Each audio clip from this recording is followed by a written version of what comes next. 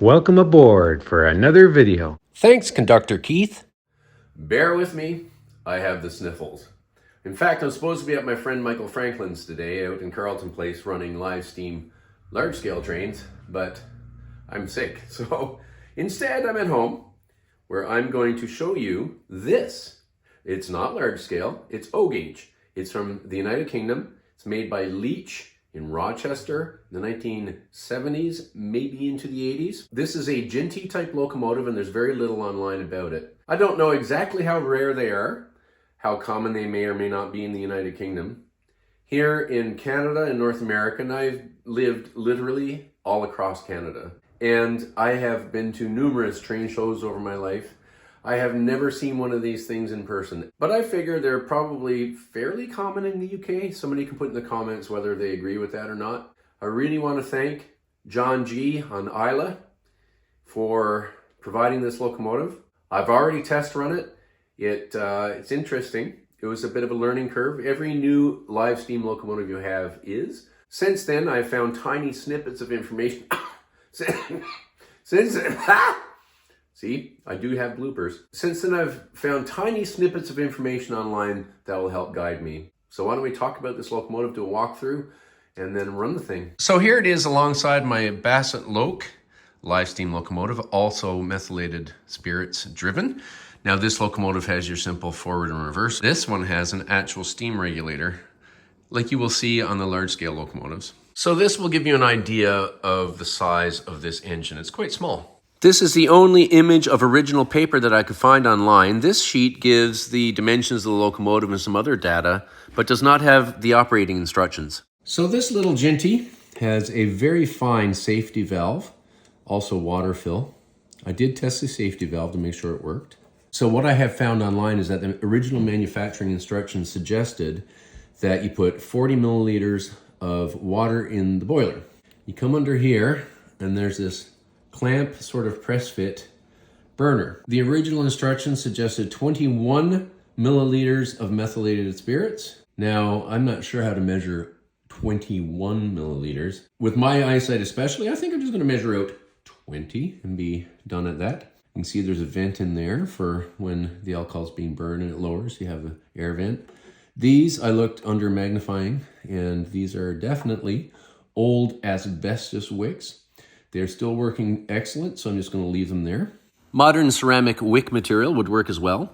Under the front of the locomotive right here is a displacement lubricator for putting compound lubricating steam oil in there. And I use a heavyweight oil when I first tried it. I might try a lighter weight oil today.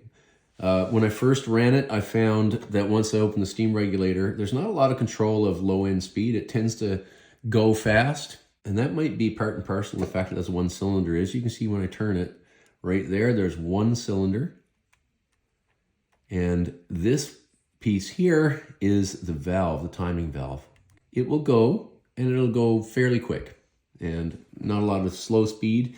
I thought at first I could do what I'd sometimes do with my needle point regulators like this, is actually make the needle point somewhat thinner, like a sharper needle point on it, but I don't think that would work at all, actually. I think it's just the nature of the beast. Now, if I try to lighter steam oil, it might loosen it up a little bit.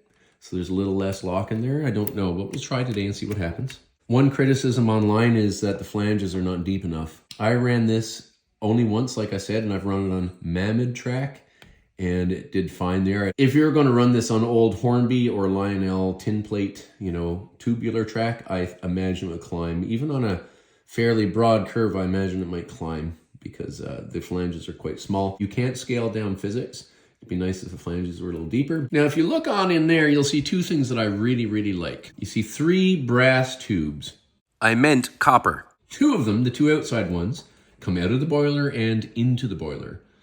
That makes this a Smithy's boiler, meaning that there's water tubes external. This is a pot boiler where the spirits just heat up the boiler itself. There's no in through the boiler flue.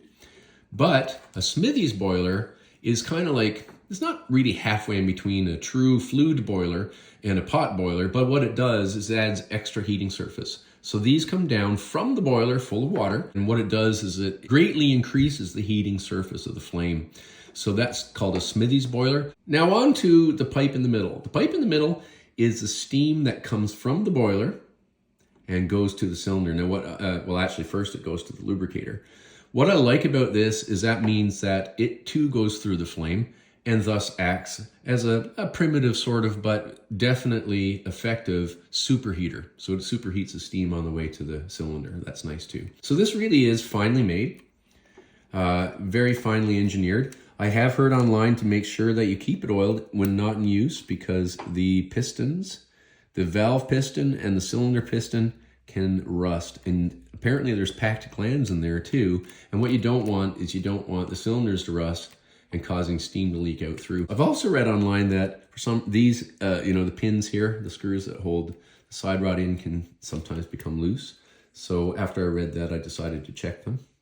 And yeah, they're not loose here, but I will periodically check that. I had some Hornby tin plate that I could pull with this. Unfortunately, most of it, the flanges are too deep for the mounted track, and only one rail car ran. With this locomotive, I pull modern Lionel Great Western coaches. Those coaches are plastic with metal wheels and trucks. They're not fine scale, but neither is this. And they look good. Now they have knuckle couplers. I carefully and not too deeply drilled a small hole in this heavy knuckle die-cast coupler and took a piece of brass, bent it like that, and glued it in. And it was a simple matter then of using 2 lengths of chain. I also have one, I think it's an old ratio kit. I did it so long ago, I don't remember. It's a Great Western box fan that I put Lionel wheels and couplers on. Now the couplers are oversized and look silly, but if you can ignore that, I think we're gonna have a nice run of this today. 40 milliliters of distilled water. Here is some Roundhouse steam oil. This is 220 weight, so this is very light. Much lighter, like 3 times lighter, well, at least the number is 3 times lighter, than I used in this the first time, so we'll see if that affects the run at all. Now, this is not the type of locomotive like most of my large scale ones where you can easily replenish the steam oil and the fuel and the water and stuff on the fly and keep the thing indefinitely going. With this one, you have to turn it on its side and unscrew the cap here. There is still quite a lot of stuff in there from the last run, so why don't I try to suck it out? Yeah, it's gunky. There you go. So the heavy stuff, it did actually use it. As you can see, it used it up. It'll be interesting to see what this stuff does. If you don't want to lock up your locomotive, make sure there's room for the whole cap to fit down in there so you're not pushing steam oil into everywhere. Now, I'm not sure how you're supposed to determine what 21 milliliters is, but anyway, there you go. It's as good as it's going to get, I think. There you go, so we just wait for some pressure to come up. Okay, so this locomotive is slip eccentric, which means you have to roll it that way for it to go forward. And if you want it to go in reverse, you have to hand roll it that way. Now I've got the steam regulator open a bit. Just warming it up, warming the cylinders. There's a bit of lock. And last time I learned that I had to do this back and forth. And you see that bit of gunk that came out? See? Typical of these engines, or any engine really, even my large scale ones. So clear out the gunk from the cylinders from the previous run, but also as the steam hits the cold cylinders, it condenses. So last time it was easier without the camera in front here, but I just rolled it back and forth a few times and just wanted to go. So I think we're pretty much ready. Now these Lionel rail cars are heavy compared to tin plate.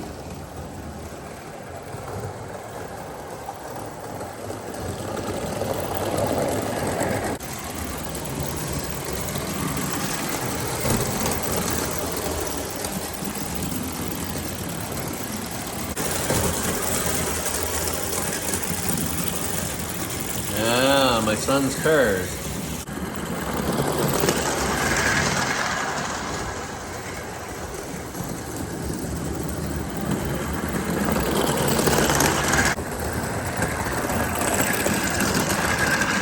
Apparently, you can expect a 10-minute run. We're starting to run low on fuel. There we go. Perfect. I'm going to say that is a beautiful O-gauge engine. I do believe that the lighter compound lubricating steam oil worked a little better. Here in my house, there's nothing but smiles because this is a super cool, now vintage, not very common, O-gauge live steam locomotive. It's Still boiling off some pressure. Wow. It is still sitting here simmering. It's very hot. I had to wear my live steam gloves to carry it in here. The whole thing is super hot. Covered, of course, in steam oil. I wish you could smell what I smell. Feel the heat. 20 milliliters of water, almost, still left in the boiler after a 10-minute run. Now, the next step of our post-mortem is I want to look at the steam oil. Put that down there and suck it out. Yeah, there's not much left. There is still some left though, so that's good news. Even with the very light steam oil, it wasn't used up before the end of the run. I would recommend a lighter oil on this engine. One safety note, I wish I had actually filmed what I was doing, but I didn't. I put this in a used old cookie sheet and I filled it up and I tested the wick length so we had a good flame. If you pull out too far, a whole bunch of mess comes up and starts to run down here and drip flames down below it. This is a good height for this particular setup where it's a good flame, but nothing drips out, leaving little drops of fire behind. If you get one of these, put it in somewhere fireproof like a cookie sheet. And of course, I always have fire safety equipment handy here in the garage, and I brought some out with me there. Well, I've hoped you've enjoyed this video. If you have any questions, leave them in the comments. And thank you for watching.